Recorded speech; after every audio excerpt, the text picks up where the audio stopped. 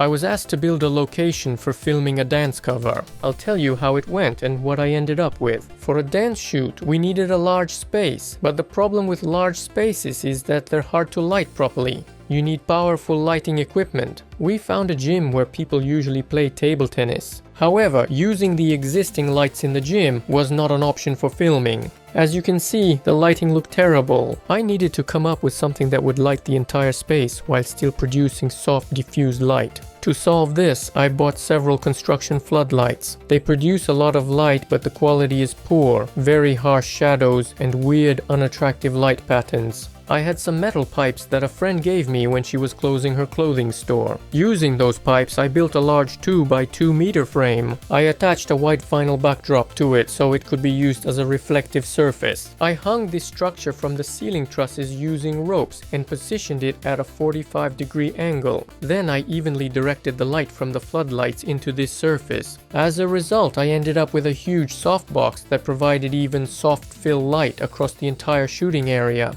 The next step was creating a background because I really didn't like shooting against the original gym walls. We needed some kind of curtain. We made it by gluing together plastic film that's usually used to protect cars during painting. There were no sheets large enough, so we had to assemble it from smaller pieces. Then we mounted this backdrop to the trusses in the gym, creating a curtain-like background. However, the background still didn't look great on its own, so I decided to remove the light bulbs throughout the entire space, except for the area behind the backdrop. Since the gym lights had a color temperature of 6,500 Kelvin and my construction lights were 3,200 Kelvin, the background started to appear blue. To enhance this effect even more, because incandescent bulbs shift warmer when dimmed, I used a voltage regulator and lowered the brightness of those bulbs to around 2,100 Kelvin. This increased the color temperature difference, making the background stand out even more with a strong blue tone. When we came back the next morning, the backdrop had puffed up, and that became a problem. The studio owner didn't know what caused it. He said there was no draft and the ventilation wasn't working, so we had to leave it as it was. The backdrop also got scratched during the very first take, but I think the team still managed to capture what they wanted.